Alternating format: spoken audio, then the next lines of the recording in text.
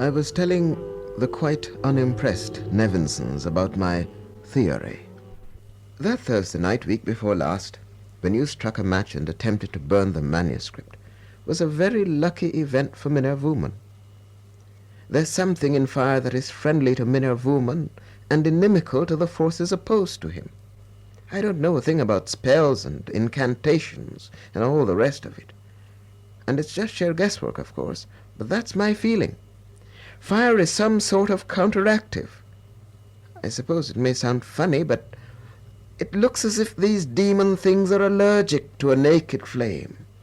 And through that act of yours, Mrs. Nevy, you brought yourself, so to speak, into direct rapport with Minervuman, and automatically at the same time you became an enemy of the Blacker Ones. It's Minervuman who keeps guiding you night after night towards where his flute and bones are buried, and it's one of the undesirable presences which arrests you after you've proceeded for some distance along the track and whispers that warning into your ear. It's evident that they have no power, so far, to stop you entirely from proceeding along that track in your dream, but they do their best to intimidate you and delay your progress. And last night, what did you hear? 8 more days, and then to join us. Don't you see the significance of the thing? It may sound highly fantastic and absurd, Mrs. N., but you've got to remember that we are dealing with something that's quite outside the realm of the rational and natural. These evil presences know that should you fail to accomplish the mission Minervuman intends you to, you, like Minervuman, will have fallen into their power. In other words, you'll join them and become one of them, as Minervuman himself now is. And play aimless tunes on a flute too? She asked. Sitting at my typewriter now, I can smile at this sally of hers. But on that Monday morning, 20 years ago, I could see no humor in it. I was too tense and earnest and grave a young man to realize the utter ludicrousness of my words, and how incredible and farcical they must have sounded. That is the chief difficulty in making this record, to set down faithfully what happened, and what we said and did, and yet to make it sound convincing. This incredible story, My Bones and My Flute.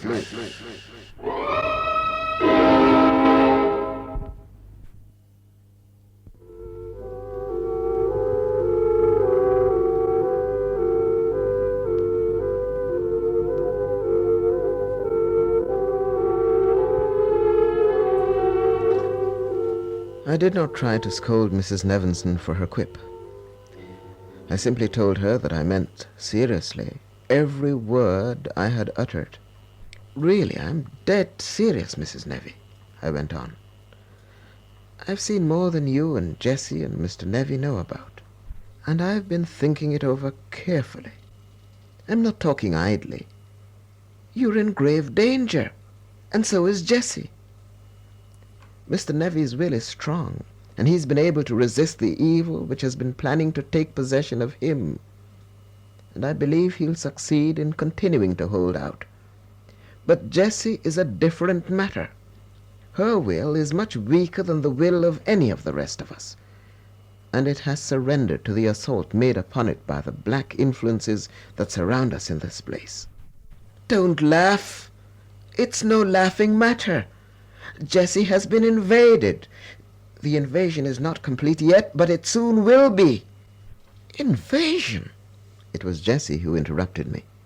But though she had been smiling a moment before, like her parents, now there was only a suggestion of levity in her manner. What is this now, Milton? I'm being invaded? Invaded by what? Mrs. Nevinson threw back her head and shrieked. Milton, look here. We've got enough to bother us. You'll be the death of me if you don't look out. So it's come to invasion now. The arch-fiends of Satan are invading my dear innocent daughter. Her husband, who had been smiling, looked at me and said, Milton, I can't blame you for doing your best to arrive at some plausible solution, my boy. But I'm afraid it won't help us very much if you let your imagination run riot. Very well, sir, I said, and I spoke in the tone of voice I imagined Sherlock Holmes or that character of Poe's Dupin might have used. As you will note, the temptation to laugh at my younger self is irresistible. I continued. I didn't want to divulge this yet, but I can see now that it's absolutely necessary. I can see that you will have to be informed without delay concerning what has been taking place during the past few days, and what's going to take place every day for the next few days with increasing force and malevolence. I spoke in a heavily histrionic voice, and with a gravity that, now I view it in retrospect, seems screamingly absurd. It strikes a false note, I am aware, to emphasize the ridiculous side of things, but I purposely want to do my utmost to retain as much as possible the exact spirit and atmosphere of that morning.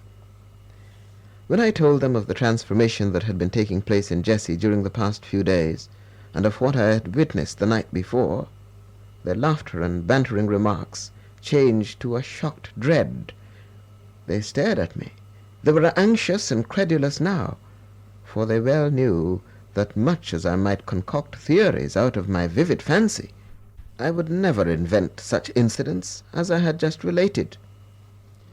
Mr. Nevinson asked me why I had said nothing before, and I told him, for one thing, sir, it would have caused you more worry, and I hadn't yet decided whether I could trust the conclusions I'd formed. But what happened last night convinced me that my theory is correct, and I think it's time you were told. But why do you say I'm in danger, Milton? His wife asked me. Who will harm me? I told her what I thought, told her that, so far as I could see, before many nights had passed, Jessie would have been completely invaded by the shadow mass I had watched vanishing into her the night before. Jessie said nothing, simply sat staring at me with a strained expression. Now that they were taking me seriously, I began to feel uncomfortable, and found myself fidgeting a great deal. Very hesitantly, I went on to say that if they took my advice, in future it would be wiser if Jessie and her mother slept apart. And I said I thought, too, it would be no harm if the two of us men sat up to keep watch, taking it in turns. None of them made any comment. I could hear Jessie breathing. The morning was still very young. We had not yet had breakfast. The jungle looked wet and misty, and there was no sunlight. A blue-grey mass of clouds that towered rigidly above the trees obscured it. We sat in silence, listening to the river's soft swish and gurgle, and the sound of the men's voices and laughter from the lodges beyond the sawmill. This was one of the moments to which I have alluded. We were aware of that not-too-sane, aerial feeling of being in the midst of occult events, and yet still conscious of the commonplace routine of existence, sensible to the normal around us, yet within, intelligent of something beyond our control that had intruded upon the accepted pattern of our human actions. We were still waiting for Timmikins to come and announce that coffee was ready. Then it began to happen.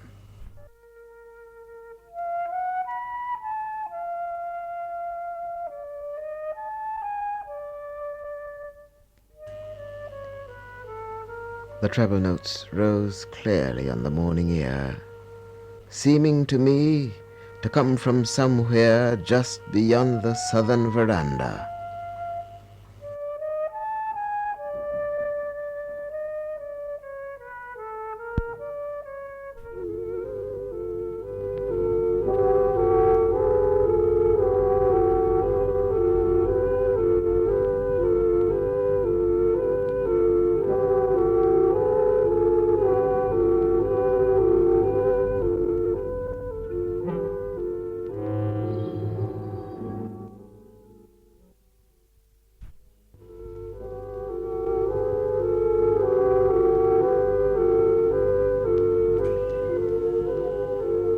To you who can skim through these pages in a detached spirit, many aspects of our situation must have seemed clear.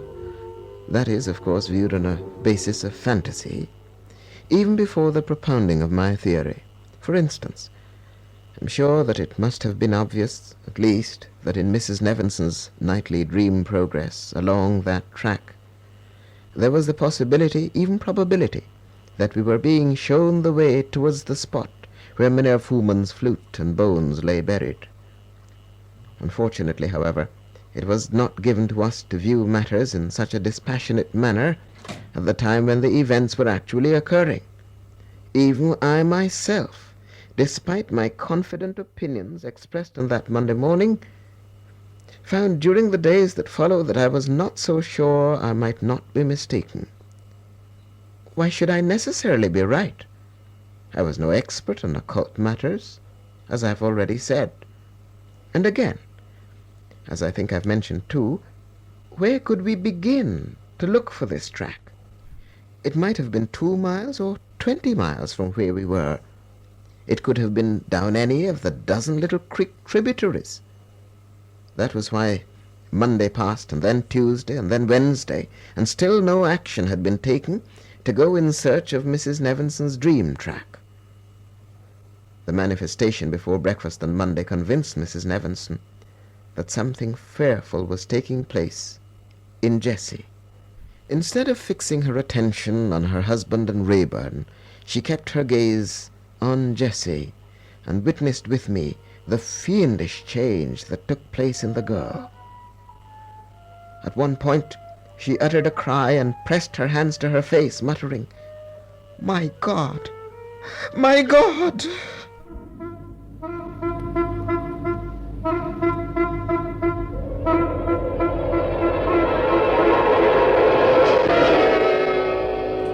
It was a moment of truth in the story of My Bones and My Flute.